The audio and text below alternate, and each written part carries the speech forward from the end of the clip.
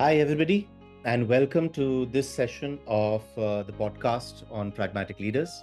We have with us Kratika, who's joined us today, and we will be talking about a very, very interesting and fascinating topic, especially as the world evolves in the B2C sector. This is becoming super, super important, which is customer centric strategies. So, how do we enhance profitability through customer satisfaction? Hi, Kritika, welcome. Hi, Amar, and hi, everyone.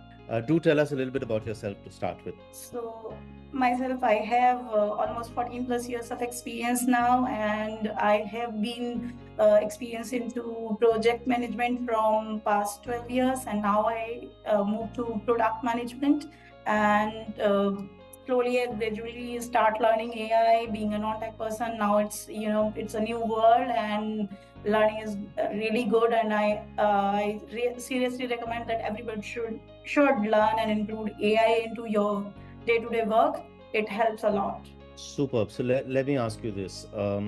How do you, in your current role, in your current organization, bring AI into your world? So in my current organization, if I talk about the products I'm working on, so I took a help from AI to understand the customer experiences, their pain areas, and their focus areas, so that I utilize that data by AI. Earlier, when we do that, on a manual process, it takes a Hmm. lot of time, and again, in manual process there are errors. But when I utilize AI, so it Hmm. is like in fraction of second I know the answers, that what is the point where I have to focus. So by Pareto analysis I can understand what is the 20% which I have to focus on to achieve my 80%. So yeah, that's really fascinating about the AI part. Fantastic, fantastic. And so we're on this topic of customer-centric strategies and customer satisfaction, and essentially how can we use this to increase profitability, right? So could you first, for everybody here, just in a very simple manner, help us understand what does a customer-centric strategy mean? So, in a simple word, if I talk about even if you buy something, if you buy even a food, you always have opinion about it. And for me, being an opinionated person, I always have opinion about even page, a single page, a pen, or everything. So, from the customer point of view, if you know that why this person require this thing and why it is required and what he is going to do from it and how it is going to improvise that person's job or work or can make that person happy. So all these things, if you know all that and you can build a solution around that, then everybody is ready to grab that solution to increase their efficiency, to be happy, and to move into that Hmm. world, Hmm. and which ultimately increase the profitability for me.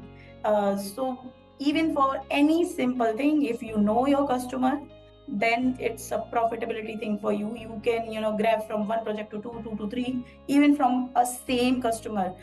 So I have Okay. experienced that when the customers which was telling us that I don't have a budget, I will not do this project, I will ramp down the team after 2 months and 3 months. When we actually use that approach of customer centric approach, then we realize even for our past data itself, Right. we make a strategy very easily by using AI, and that customer only start giving us more work and more project, not even in the same project but new projects as well. Okay. So Okay. that world is open. Yeah. Wow. Okay. So it's not just using, the understandings that you're gaining. You mentioned earlier, the pain points of the customer, knowing your customer more deeply. So it's not just the depth, maybe but also the breadth. That what other pain points does the customer have? What are the other products that we have to offer, which we can then cross sell, upsell, etc. All of that, right?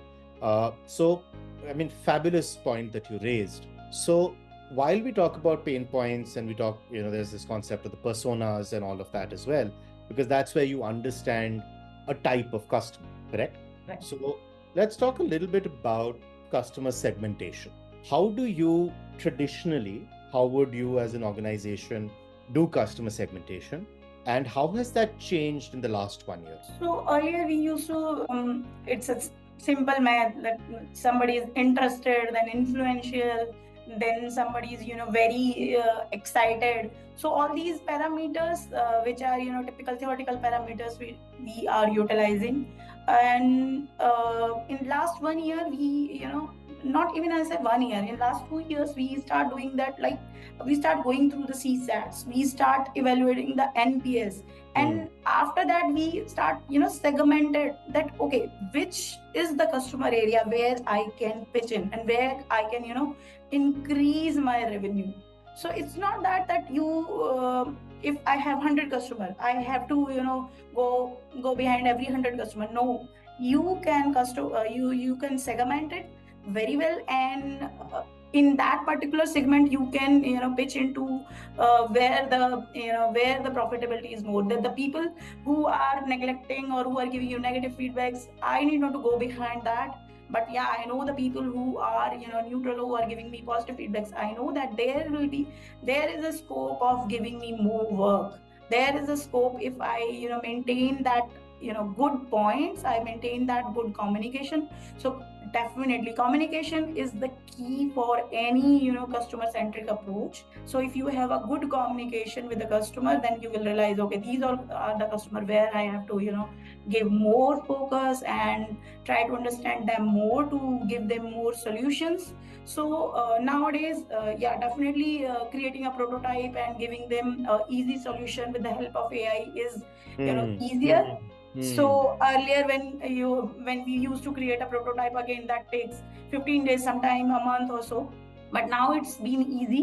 So Yeah. it's easy for a product manager or even for a organization to cater more and more customers, because now the prototypes are easy and we can utilize those use cases and all those edge cases which customer are facing, and we can grab more revenue. So yeah. No, that's a brilliant, way to bring in this mindset of the customer-centric thing, because you're not just increasing, like you said, the number of customers. Within each customer, also you're increasing the average order value in a way, right? The number of projects they're giving you, but you're also, through the use of AI, you've sped up the pace and the efficiency of going to be able to pitch to people, right? This is absolutely fascinating. So, you mentioned one very, very, very key word, which you yourself stressed upon: communication. So, you talked about NPS and CSAT also. So, let's talk about this little feedback loop, right? That whether it's a B2B, a B2C, a B2C to B, D2C, any type of organization, right? Feedback loops with customers are super, super important, right? Uh, how have you sort of increased the automation around this a little bit, for whether it be the product managers or whether it be the business side, the salespeople, or whoever in your organization? I'm not sure whether you have a pre-sales team, but let's say the different stakeholders involved with the customer, right? How has this world of the feedback loop changed, and how efficient has it now become within the organization that you're working? So definitely the feedback loop have enhanced a lot. Even all the communication loop have enhanced a lot with the help of AI. So earlier when though I do have a pre-sales team, so earlier when pre-sales team is talking to people or taking the surveys or grabbing all those data and then evaluating it, then realizing it. Now it has become easier for them to have more surveys. Like if I can talk about automated surveys, the Right. customer need not to invest more time on this filling the entire survey, then filling the entire thing. They can just give you click on a number, and then that AI will help you automate the entire. They'll give you a particular answer. If customer is Hmm. satisfied, then they can move ahead.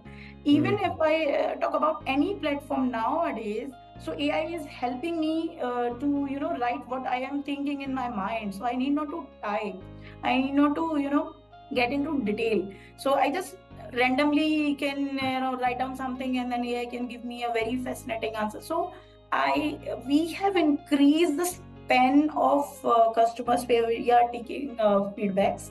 So that is helping as an organization to grab more and more of data. And nowadays data is a key. You, the more data you have, the more, churning you can do, and more customers you can, attract, and more, solutions you can build. So AI has actually in last 1 year has improvised in my organization our efficiency to 50 to 60% now. So Wow. though I know that still people are, not everybody is using it, but Hmm. yeah, the people who are using it are way ahead from the people who are not using it now. Understood. Understood.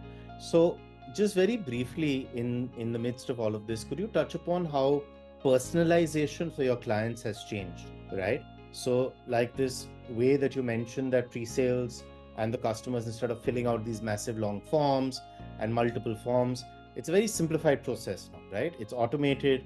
It is a lot of all generated responses basis certain parameters that the customer may feed in, etc., etc.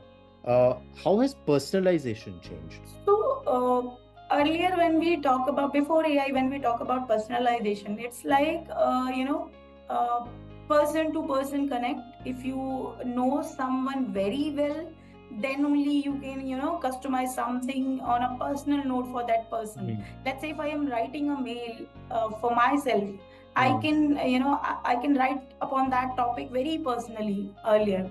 But now it's a bit different. With AI you have lots of data. You have, those surveys where customer is, filling small information. But with, psychometric test, with the help of AI, you know that what customer is actually thinking with, by only giving that a single number. So with the help of AI you are able to, analyze the customer approach more. So it is easier to understand the unsaid thing. So the Mm. unsaid is actually creating a value. It is Mm. saving time, and nowadays we are able to, create personalized survey forms, customer centric. Even if we talk about, we the way we have personalized food in our homes earlier, now we have personalized products. We can, Right. I can utilize the AI and personalize the same existing prototype in few hours, and can pitch in for my new customer, because I know the needs, and I it's very, easier nowadays. So has this helped you also control churn? Mane increased your retention with current customers? Yes, it is. If I can see past 2 years data, Mm. the customers where I, it is difficult to get the payments.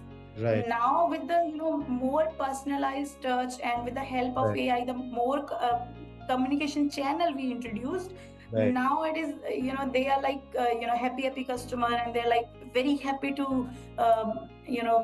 release those payment and be a valuable customer for us. Oh, So okay. things have changed upside down in most of the cases. I'll not say in 100%, but Sure. yeah, Sure.